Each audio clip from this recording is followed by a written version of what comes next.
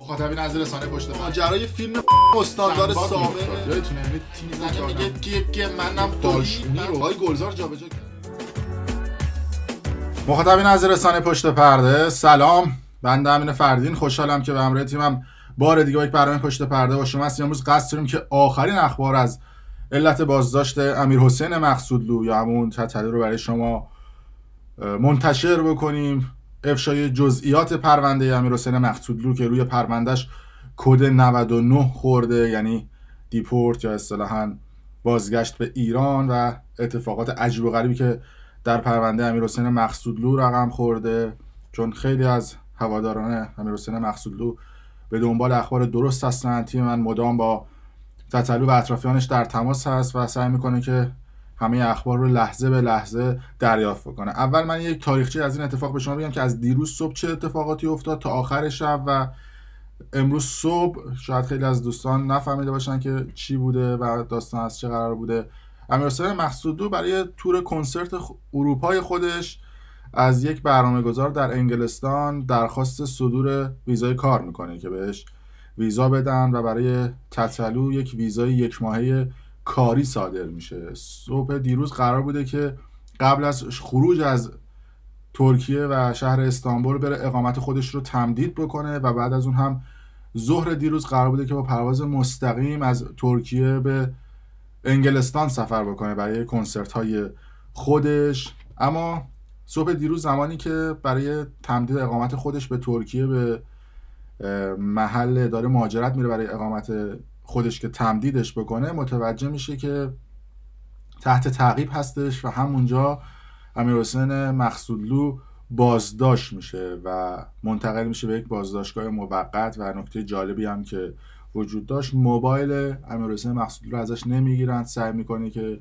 از ثانیه به ثانیه این اتفاقات استوری بگیره و علت این که میخواسته بره اقامت خودشون هم تمدید بکنه این بوده که قصد نداشته در انگلیس بمونه و میخواسته دوباره به ترکیه برگرده و اگر به ترکیه برمیگشت و اقامت نداشت احتمالاً 4-5 هزار لیر جریمش میکردن که بهش اقامت بدن. گفتن خود چه کاریه، میریم تمدید میکنیم اقامت خودمون و بریم انگلیس و کارهای کنسرت رو انجام میدیم و برمیگردیم. اما خب متاسفانه این اتفاق براش افتاد. روی پرونده امیرحسین مقصودلو کد 99 خورده و اونجوری که در جزئیات پروندهش اومده برای امیرحسین مقصودلو در کشورهای گرجستان، ترکیه، فرانسه و انگلیس اعلان قرمز زده بودن که اگر امیرحسین مقصودلو به هر کدوم از این کشورها بره و اصطلاحاً پروازی بکنه که بخواد پاسپورت خودش رو نشون بده، بلافاصله بازداشت میشه. چون این پرونده امیرحسین مقصودلو از سال 2018 تشکیل شده بوده و تا الان هم ادامه داشته و امیرحسین مقصودلو نه به اداره مهاجرت نه به اداره پلیس نرفته بوده، به خاطر همین اونها دستگیرش نکرده بودن. ولی خب الان که رفته اقامت خودش رو تمدید بکنه متوجه میشن که اسمش در بین کسایی هستش که تحت تعقیب هستن و بازداشت شده بوده. و استوریایی هم که خودش هم گذاشته بوده دیروز از علت بازداشتش خودش گفته بوده که گفتن که تشویق جوانان به مصرف مواد مخدر بوده. اما جزئیات پروندهش علاوه بر این نشون میده که این شخص شاکی خصوصی در ایران داشته و در دادگاه هم براش تشکیل پرونده شده در ایران ماشاءالله. و نکته جالبی که وجود داره، خواننده‌ای که فقط کارش خوانندگی هستش و سعی میکنه که با حاشیه‌های خاص خودش فعالیت خودش رو جلو ببره، خیلی ساده و راحت برمی‌دارن و برش میگردونن ایران یا سعی میکنن که برش گردونن ایران. حالا جلوتر هم میگم که وکلای تتلو چه کارهایی رو دارن انجام میدن برای اینکه این اتفاق نیفته. ولی حرف این هستش که این همه نمیدونم دزد و اختلاسگر و آدم درب و داغونی که دارن پول مردم میکشن بالا، راست دارن همه جای دنیا راه میرن و فرار میکنه میره کانادا، میره سایر کشورها، کسی کاریش نداره. یه خواننده‌ای که کل فعالیتش در حیطه موسیقی میچرخه، حالا با انتقادهای اجتماعی و بعضا با رنگ و بوی سیاسی رو برمی‌دارن و میندازنش بازداشتگاه، میخوام برش گردن ایران. در نوع خودش جالب هستش و نکته جالب این هستش که پروندهش در 21 آگوست 2018 تشکیل شده بوده و زمانی که در گرجستان بوده تحت تعقیب بوده و تازه الان بعد از 1 سال متوجه این تحت تعقیب بودن قرار میگیره. وکلای امیر تتلو که باشون تیم من در تماس بودن گفتن که اگر امیر تتلو به مرحله برگشت به ایران برسه سعی میکنیم که برای تتلو اعلام پناهندگی بکنیم، اما تنها یه راه میمونه که امیر تتلو بخواد کشور ترکیه رو ترک بکنه یا ترک خاک بگیره بره مثلا یک کشوری مثل قبرس یا جای دیگه که بتونه وضعیتش بهتر بشه یا اسمش از لیست کسایی که تحت تعقیبن خارج بشه. و جالبه که تو این لیستی که اعلام کردن کشور فرانسه هم هست، یعنی تو این هیری ویری اومدن کشور فرانسه هم انتخاب کردن برای اینکه تتلو در اون تحت تعقیب باشه. جالب باشه امیر تتلو در استوری خودش گفته بوده که پای یک رفیق در میون بوده و من از رفیق خوردم و اون منو فروخته. اینم در نوع خودش جالب. دولت ایران گفته که ما برای بازگشت تتلو به ایران فشار میاریم و قراره که تتلو رو به ایران برگردونیم. حتی این اتفاق و این خبر در رسانه‌های ایران و جهان پیچی در صدر اخبار همه رسانه‌ها بود. حالا بریم یه تیکه از این خبری که در شبکه خبر ایران هم پخش شده بود ببینیم.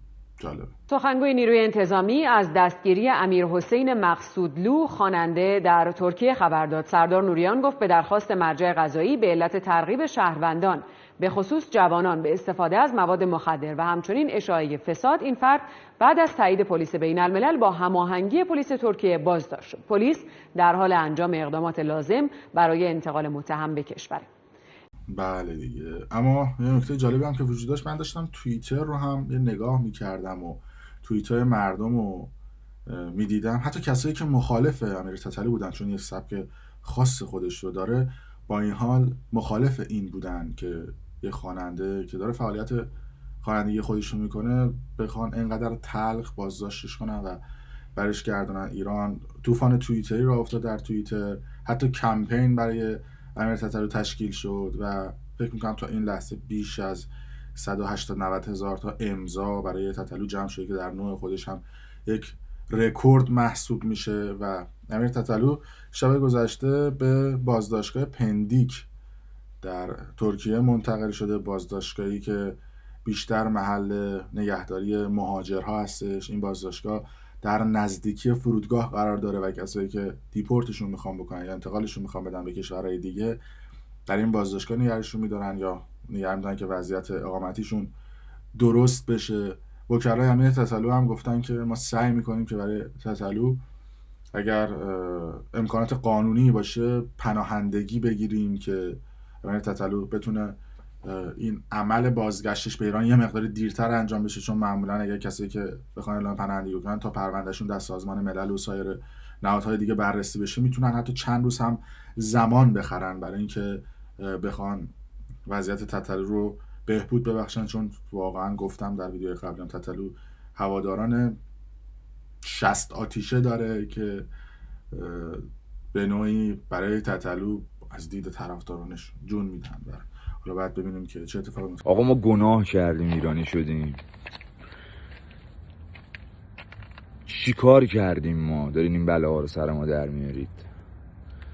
دلار شده 13 خورده ای، یورو شده 14 خورده ای، روزی داره بالای حداقل 2 کیلو 3 کیلو شیشه و آمفیتامین و کوکائین و 1000 تا کثافت دیگه میفرستن ترکیه. عاملاشون هم همتون میشناسید، اونا رو نمیرید بگیرید ولی ننه مرده رو میرید میگیرید. این داره تبلیغ مواد مخدر میکنه. امیدوارم فقط واسه امیر هیچ اتفاقی نیفته، چون یکی از دوستای خوب منه امیر. خود امیر تتلو زمانی که در بازداشت بوده، جالبه که گوشی موبایل هم داشت، حتی خودش در بازداشتگاه هم یه دونه استوری منتشر کرده بود، گفته بود که چه بازداشتگاه باحالیه که فهمیدن من خواننده‌ام و معروفم، اجازه دادن که گوشیمو با خودم حمل کنم. و از اون طرف یک استوری هم گذاشته بود محل بازداشتش رو اعلام کرده بود و از طرفداراش خواسته که به محل بازداشتش برن تجمع بکنن که شاید این اتفاقات باعث بشه که امیر تتلو زودتر از زندان آزاد بشه یا وضعیتش در بازداشتگاه یا زندان، حالا معلوم نیست اونجایی که البته گفتن که زندان هستش، ولی خب گفتن که وضعیتش در بازداشتی که در زندان هست زودتر حل و فصل بشه. در صورت ما سعی می‌کنیم که آخرین اخبار اطلاعات رو از تیم اطراف تتلو بگیریم. من مدام در تماس هستم با نزدیکان امیر تتلو و داریم پیگیر اخبارش میشیم و کانال یوتیوبی برنامه پشت پرده رو سابسکرایب کنید، ویدیو رو به اشتراک بذارید که خیلی از حاشیه‌هایی که در شبکه‌های مجازی منتشر میشه جلوش گرفته بشه و حرف و حدیثایی که هستشون اینجور موقع خیلی از افراد تا میتونن حاشیه درست میکنن. ممنون که تا این لحظه با ما بودید. اگر دوست داشتید بازم میگم ویدیو رو به اشتراک بذارید و کانال یوتیوب برنامه پشت پرده رو برای دریافت جدیدترین اخبار سابسکرایب بکنید. این اخبار رو ما سعی می‌کنیم که ساعت به ساعت آپدیت بکنیم و در یوتیوب منتشر بکنیم. ممنونیم که تا این لحظه با ما بودید.